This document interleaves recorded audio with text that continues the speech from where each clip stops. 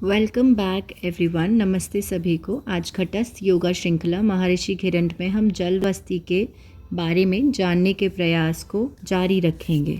जल वस्ती क्रिया के लिए उत्कट आसन में नाभि तक गहरे जल में खड़े हो जाना है और उत्कट आसन की अवस्था में श्वास के साथ पेट को नहीं हिलाना है, केवल गूदा द्वार का संकुचन और प्रसारण करना है। और जब श्वास छोड़ते हैं तब गूदा द्वार को ढीला छोड़ देना है। आंकुचन और प्रसार अर्थात बंद करना या खींचना, और प्रसार मतलब फैलाना। और इस क्रिया की अवधि में सावधानी पूर्वक गूदा स्नायुओं का अधिकाधिक प्रसारण कीजिए। प्रसारण करना होता है जिससे प्रभाव पूर्ण रूपेण हो सके। और ऐसा कहा जाता है कि अभ्यास के लिए बहता पानी जैसे नदी हो तो बहुत ही अच्छा है। टंकी के भीतर या टब में इस अभ्यास को ना करें, क्योंकि अभ्यास से जो मल निकलता है वह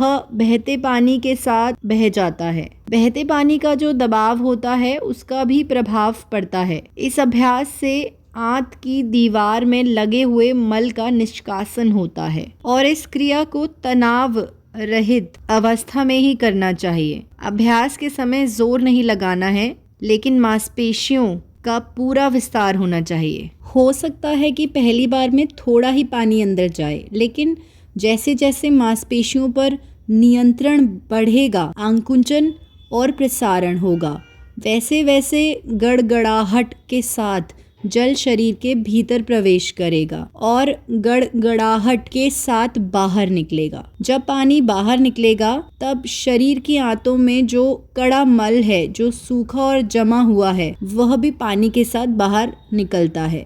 आंतरिक अंगों की विशेषतः बड़ी आंत की सफाई इस क्रिया से होती है। बहुत लोग इस क्रिया के एक प्रकारांतर का अभ्यास करते हैं। पाइप का प्रयोग कर एनीमा लेते हैं। एनीमा में जब हम टोटी को अंदर घुसाते हैं और पानी के स्तर को ऊपर रखते हैं, तब पानी का दबाव भीतर की ओर आता है, और जब टोटी को निकालते हैं तब पानी बाहर आता है। अंतर केवल इतना ही है कि इस क्रिया में हम टोटी नहीं घुसा रहे हैं, यहाँ केवल मांसपेशीय नियंत्रण है।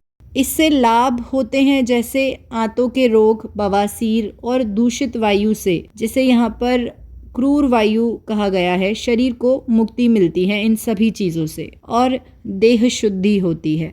कामदेव के सदृश कांतिपूर्ण शरीर प्राप्त होता है। और जब शरीर से विषाक्त पदार्थ बाहर निकलते हैं तब जिस स्वास्थ्य का अनुभव होता है, संभवतः उसी की तुलना यहाँ कामदेव के सदृश शरीर से की गई है। स्वास्थ्य से शरीर के तेज में, कांति में वृद्धि होती है। और समय समय पर जब हमारे आंतरिक अंगों का संपर्क जल से होता है, तब जल के भीतर जो उपचारिक गुण हैं उनका भी आंतरिक अंगों पर प्रभाव पड़ता है और उन्हें स्वास्थ्य एवं शक्ति प्राप्त होती है। यहाँ तक सुनने के लिए धन्यवाद। अब कल जारी रखेंगे।